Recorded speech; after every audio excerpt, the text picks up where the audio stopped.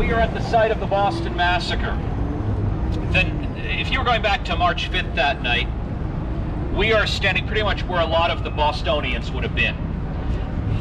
Now, the soldiers would have been over on the far corner where the Bank of America is. Right in there is where they would have been standing. After this event, there's going to be a trial. And those soldiers needed good representation, and they got it by the name of John Adams, who was a second cousin to Sam. And John took the case and he wins. The soldiers were acquitted of murder, except for two. Two were found guilty of manslaughter.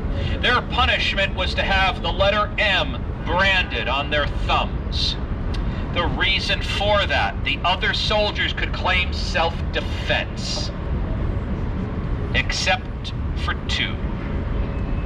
You see, at the end of a musket, you'd often put a bayonet, and these two did, and they went into the crowd, and you cannot claim self-defense after that.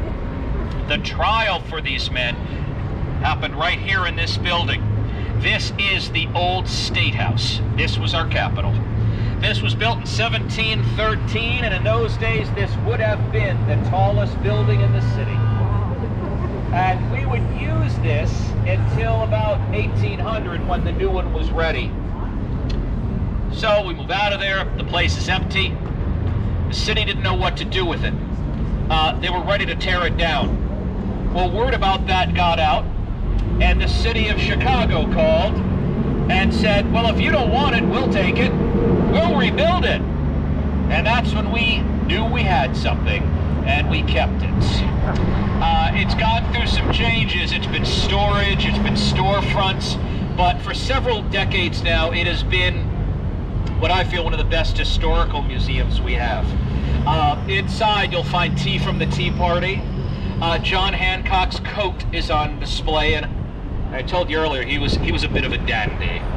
This coat is this reddish, purplish, crushed, velvety, I gotta get down with my bad self at a disco in 1976 kind of a coat. It is so ugly, it's beautiful. It's worth taking a look at.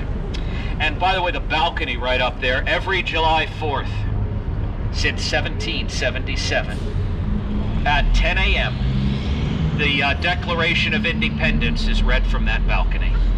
And that begins a very crazy and wonderful day for us. And at the top, you'll see a lion and a unicorn. Those are the symbols of the British Empire.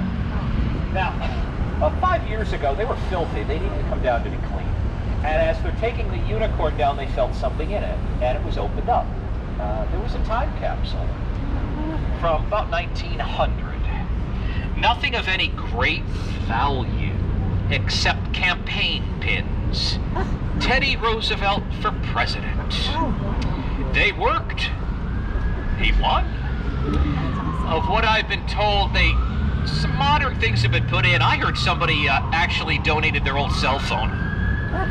So that Bostonians 100 years from now will open up that thing and go, what the hell were they thinking?